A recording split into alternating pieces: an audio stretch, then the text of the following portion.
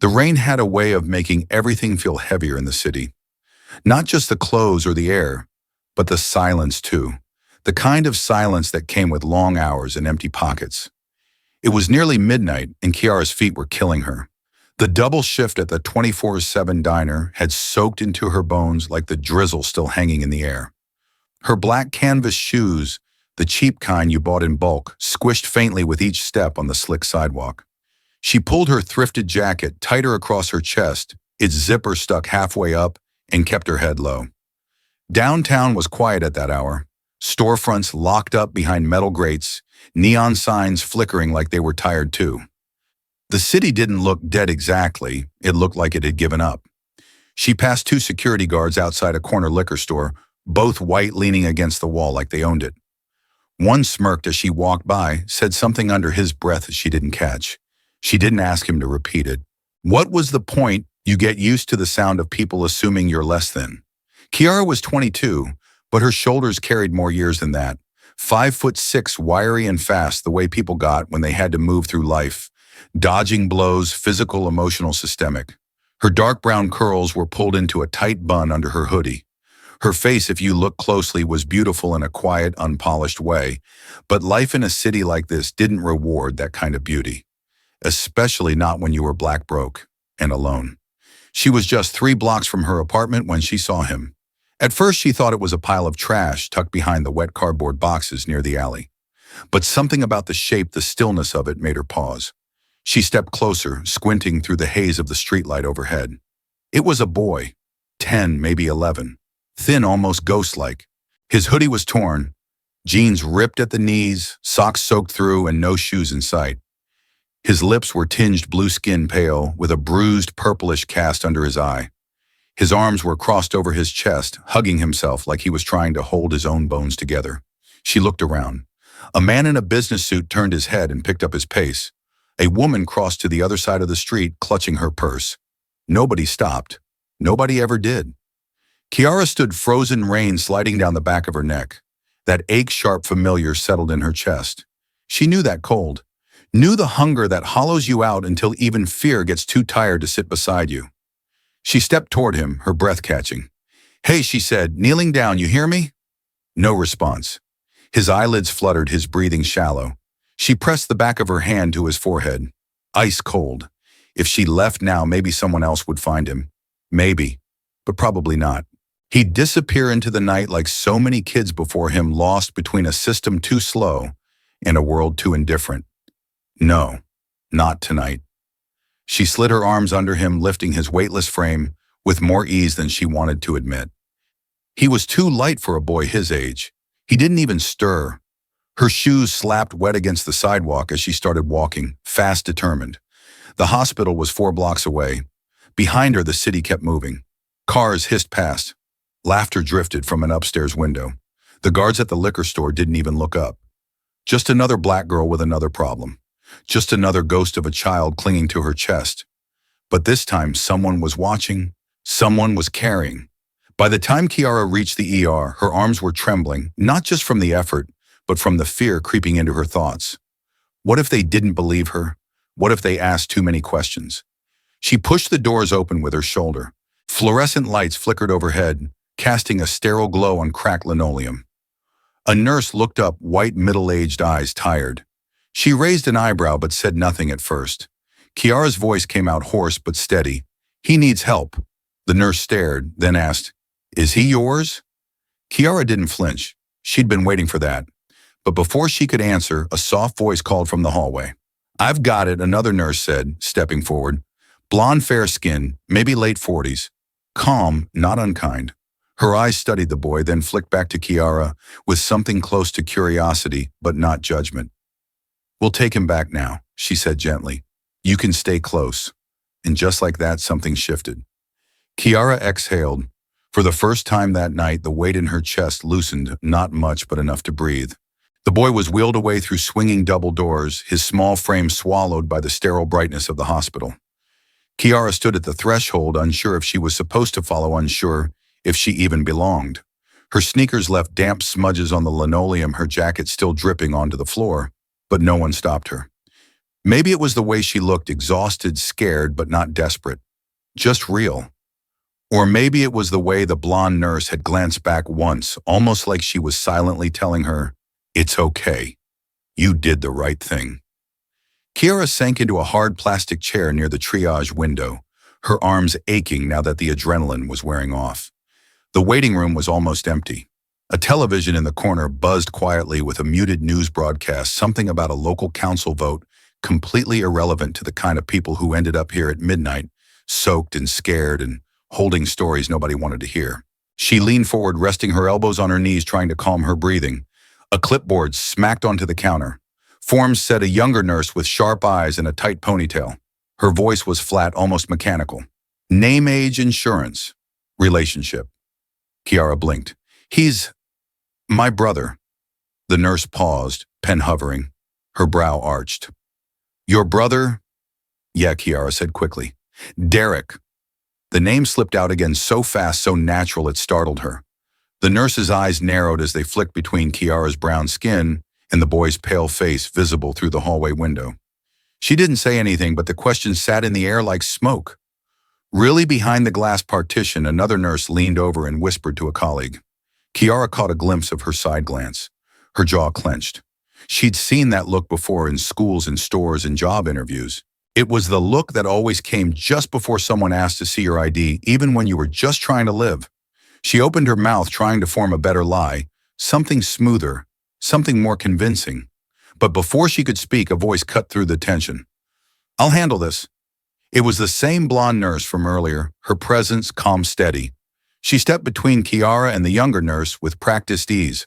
There was no eye roll, no sigh, no question about race or family resemblance. She simply turned to Kiara, gently taking the clipboard from the counter. "You said his name was Derek," she asked. Kiara nodded slowly.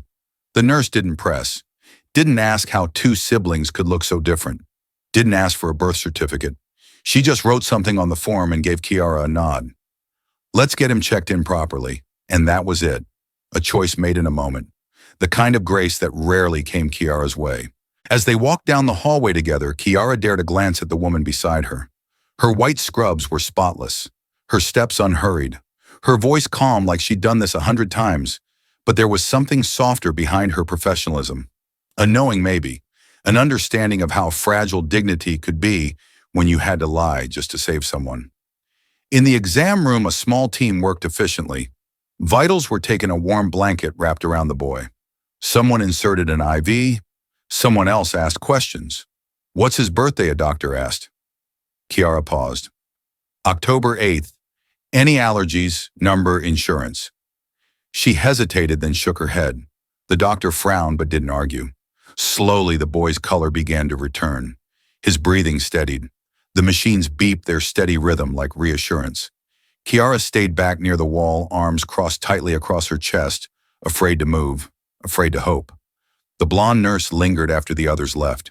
She turned to Kiara, her voice low. "You did the right thing bringing him in." Kiara nodded, not trusting herself to speak. The nurse gave her a look, not of pity but respect. Then she turned to leave, pausing at the door. "You don't have to explain yourself to everyone," she said gently. "But I'm glad you were there for him." Kiara's voice cracked as she whispered, "Thank you for not making it harder." The nurse smiled softly. Not everyone forgets what kindness looks like. And with that, she was gone. Kiara sat alone again, this time beside the boy Derek, she reminded herself. Not because it was true, but because tonight it needed to be. Outside, the rain had eased to a soft tap on the windows. Inside, for the first time in a long time, Kiara didn't feel invisible. The quiet hum of the machines filled the space like a lullaby. And for a while, Kiara just sat there, hands resting on her lap, eyes tracing the slow rise and fall of the boy's chest under the blanket. He looked better now. Not good, not whole, but better. There was color in his cheeks again, and his breathing was steady, not the rattling gasp she remembered from the street. The nurse's words lingered in her head. You don't have to explain yourself to everyone. But Kiara knew better than to believe kindness came without consequence. That clipboard still had her name on it. That lie, "He's my brother," was still waiting to snap back at her like a rubber band stretched too far. She didn't have time to wait for it to snap. So when the social worker arrived an hour later, she knew what she had to do. The woman wore a sharp navy blazer, her gray-streaked hair twisted neatly at the nape of her neck. Everything about her screamed efficiency. Her pen clicked fast. Her questions came faster. Kiara answered them all, keeping her voice even. No, the parents weren't around. Yes, she was the only guardian. No, they didn't have insurance. She even produced an old fake ID she'd kept stashed in a wallet for emergencies, a leftover from a rougher time when a different name could mean one more door opened or one more night with a roof overhead. The social worker glanced at the ID, flipped through her folder, then sighed. It's going to take a while to process. We'll find placement for him by tomorrow. Kiara nodded, her stomach twisting. Placement, shelter. A system she'd seen chew kids up and spit them out with nothing but scars and case numbers. I want to take him home, she said quietly. The woman didn't laugh, but her brows lifted like she might. That's not really how it works. I know. Kiara's fingers clenched in her lap. She didn't fight. What could she fight with? All she had was instinct, and that wasn't good enough on paper. By the time they finished, it was late afternoon. The light from outside had dimmed into a hazy gold, stretching long shadows through the narrow windows. They said Jason, no Derek, would be transferred to a nearby children's shelter by the end of the day. A decent one. Better than the streets. Kiara wanted to believe that. She stood beside his bed one last time. His lashes fluttered, but he didn't wake. There was a fragile peace in his face now, the kind that only sleep can give to kids who've never really known it. She bent down slowly, brushing his damp hair back from his forehead. You're safe now, okay? She whispered. You don't know me, but I knew you the second I saw you. And then she did something she hadn't done in a long time. She reached into her coat pocket, pulled out a small cardboard coffee sleeve, the kind they put around cheap diner cups. She scribbled an address and a time on it with a nearly dead pen she'd borrowed earlier. Benny's Bakery, 4 p.m. She folded the sleeve and slipped it under the blanket beside his hand, praying someone wouldn't toss it. Praying he'd find it. That one day, if he remembered, if he cared, he'd come looking. But she couldn't stay. Not after giving a fake name, not with social services sniffing around. One wrong look at her ID and they'd start digging. And when they dug, they'd find someone who didn't belong. So she left. Not with a dramatic exit, not running, just walking. Back into the same street she always had to walk through. The difference was tonight her hands were empty, but her heart was full of something she didn't have a word for yet. Maybe it was hope. Maybe it was fear. Maybe they were the same thing. By the time she got home, her apartment felt colder than usual. The lights hummed overhead, the fridge rattled every few minutes like it always did, but it was like her body hadn't caught up to her yet. She sat at the edge of the bed, unzipped her coat, and stared at her shoes still muddy from the street. She didn't cry. Not really, but she let out a breath that felt like it had been stuck in her chest for years, and then she slept. Not because she wasn't afraid, but because for the first time in forever, she didn't feel alone. Time, like the tide, doesn't ask permission to change the shape of things. It moves on quietly without waiting for anyone to catch up.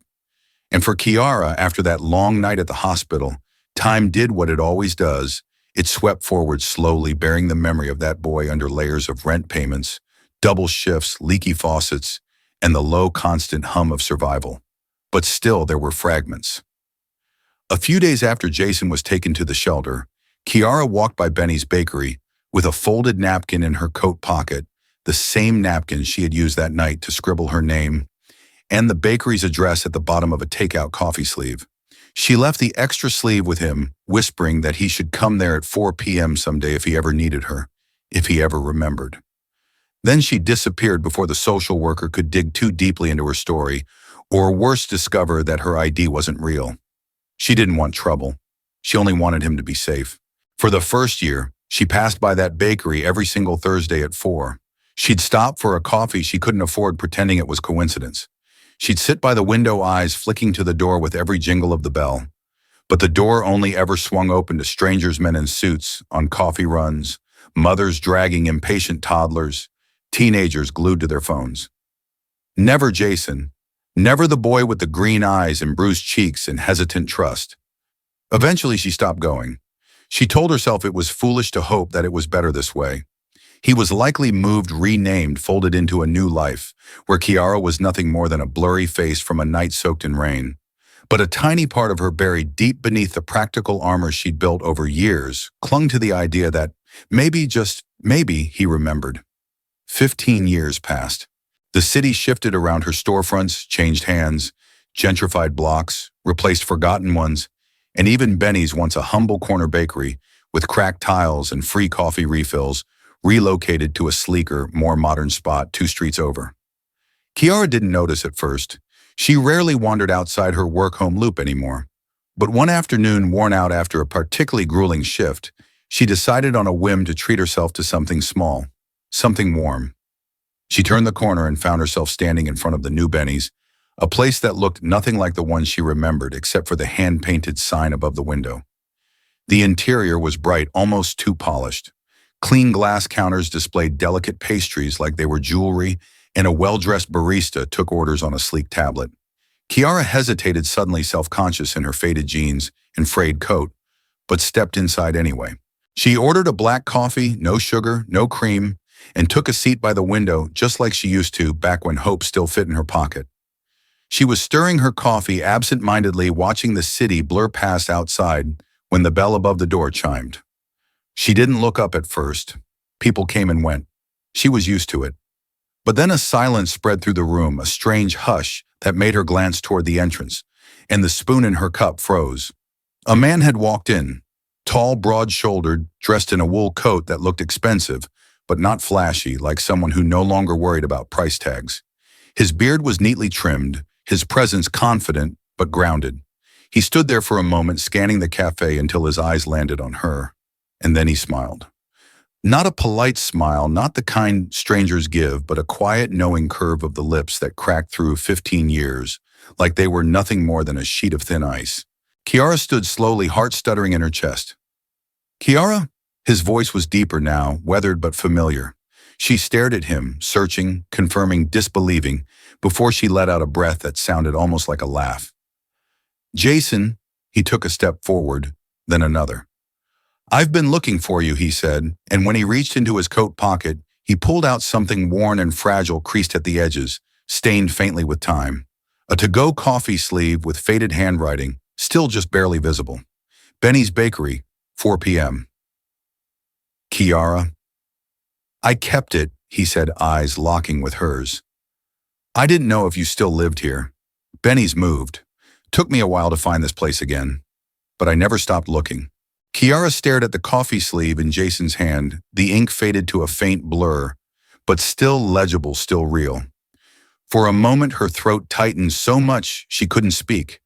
That sleeve had been a desperate act of hope, scribbled in a rush, handed off like a lifeline, with no promise it would ever be used. She never imagined he'd hold on to it, let alone find her with it 15 years later. The boy she carried through the cold was now a man standing before her, alive, grown, and looking at her like no time had truly passed. She gestured to the chair across from her, hands trembling slightly as she folded them in her lap. Jason sat down, his movements calm but deliberate, as if afraid any sudden gesture might shatter the fragile air between them. "You look good," she managed, her voice softer than she'd meant. "Better than I ever dreamed you'd turn out." He chuckled low and warm. "Took me a while. Life wasn't exactly smooth sailing after the shelter, but I got lucky. Good people came along. Some saw more in me than I saw in myself. One of my foster moms, she stuck, helped me get into college, helped me stay there. I studied engineering of all things, ended up starting my own firm 2 years ago." Kiara blinked. The boy who once trembled in her arms was now a CEO. It felt surreal. But as she studied him, his confident posture, the steady calm in his eyes, she realized the boy she remembered had always been in there waiting to be seen. "You found the right people then," she said and paused. "I'm glad. I was scared you wouldn't." Jason nodded slowly. "I almost didn't. I bounced through a few homes. I got in trouble. Acted out.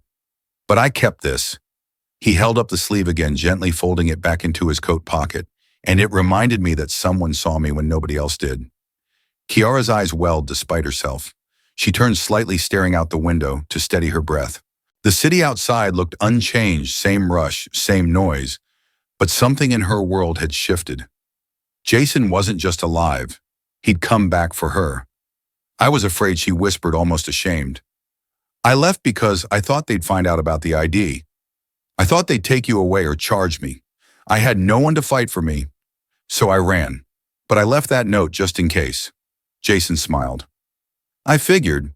That's why I never blamed you. There was a pause between them, but it wasn't awkward. It was full of everything they couldn't say at once, of years neither could give back.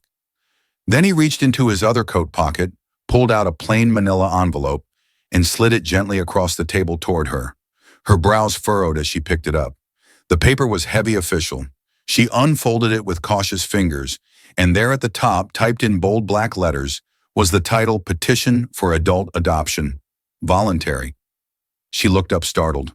Jason, I want to make it real, he said before she could object.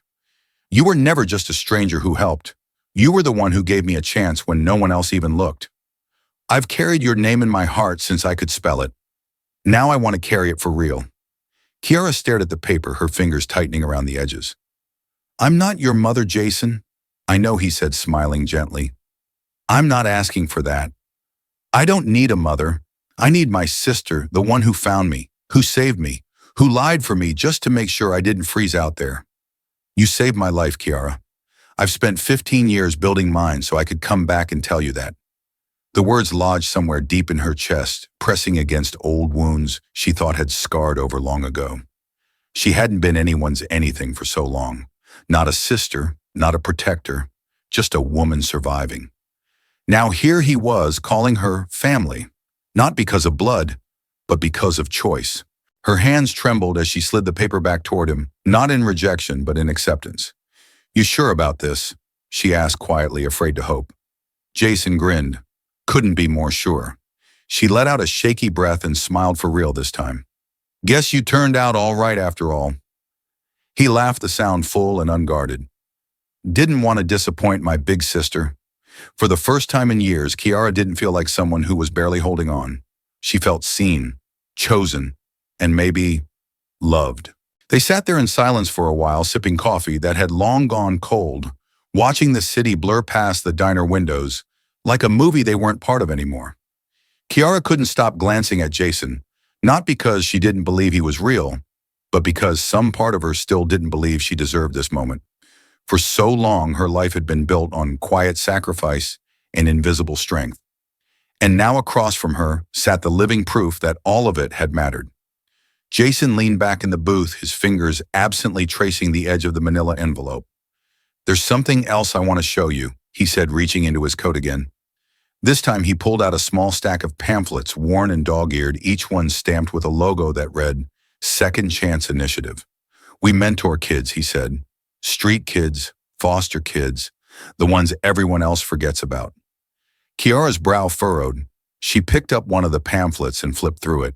Photos of smiling teenagers, volunteers, teaching classes, art therapy, job placement workshops, and beneath it all, a mission statement that sounded like someone had taken her story and turned it into purpose. I started it 2 years ago, Jason continued. It's small, but it's real, and it's growing. We've got local partnerships now, even a few grants. But what we're missing is heart, someone who's lived it, someone like you. Kiara looked up, startled. Me? He nodded, steady and sure. You have something I'll never have, Kiara. You didn't just survive, you gave. Even when you had nothing, you still gave. I can fund things, build programs, pitch ideas in polished boardrooms.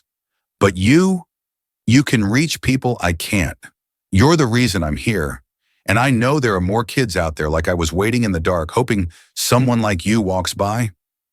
The weight of his words settled slowly over her shoulders, not heavy, but grounding. For years, she had moved through life trying not to be seen, and now she was being asked to step forward. She hesitated.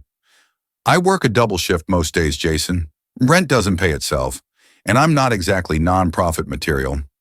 I don't even know where I'd start. Jason smiled gently. You already started. 15 years ago, in the rain. With a lie that saved my life, that pulled a quiet laugh from her throat, unexpected and warm. That lie could have landed me in jail, you know.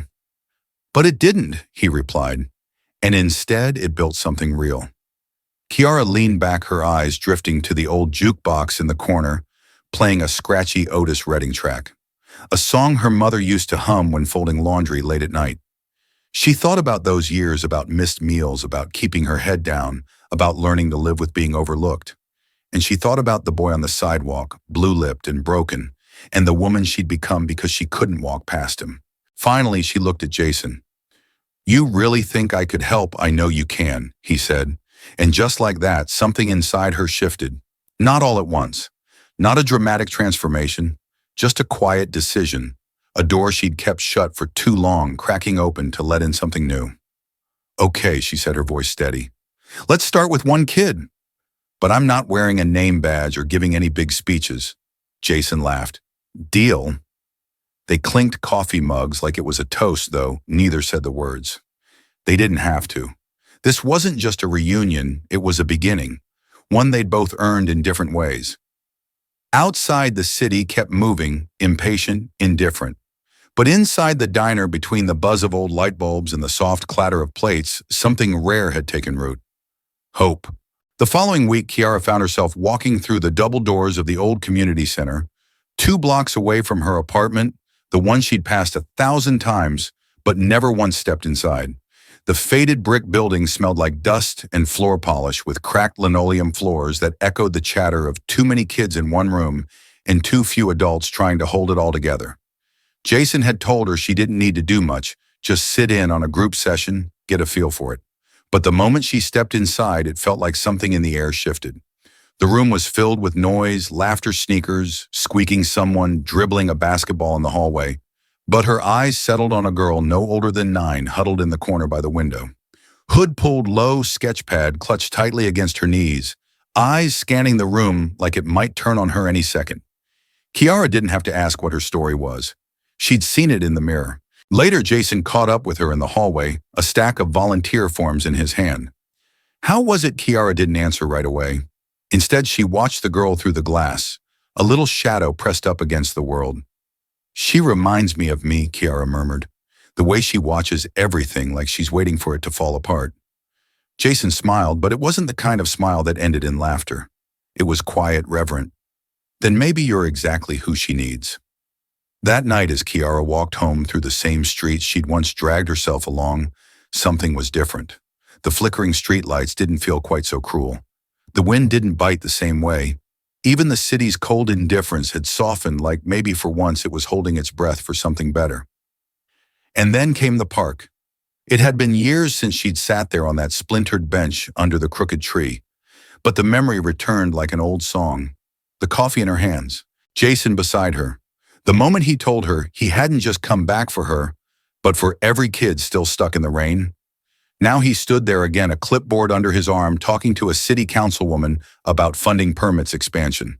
And in the background, Kiara watched as 2 teenage boys helped an elderly man fix a broken cart full of cans. One of them wore a second chance hoodie sleeves, pushed up a scab on his elbow, and pride in his walk. Kiara approached slowly. Jason looked up and saw her eyes lighting up beneath the weight of too many long days. "Hey," he called, waving her over. "You made it." She nodded. "You said it started with one kid. Looks like it's turning into more than that."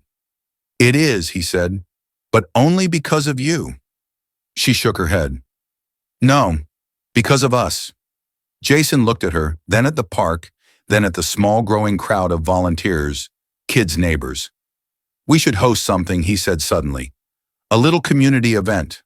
Bring folks together. Hot meals, books, maybe even music." Kiara raised an eyebrow. "You trying to throw a block party now?" "Why not?" he grinned. "Hope's got to start somewhere."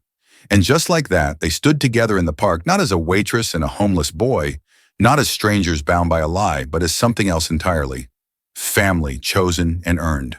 Kiara breathed deep, the air crisp and clean. For the first time in a long time, the future didn't feel like a cliff, but a field waiting to bloom. Sometimes she thought you save a life with a grand gesture.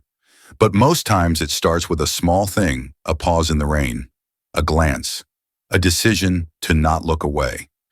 And when that moment ripples far enough, it doesn't just change a life, it changes everything. If this story moved you, please consider liking the video, subscribing, and sharing it with someone who believes in second chances. Thank you for watching and for being part of a world where kindness still matters.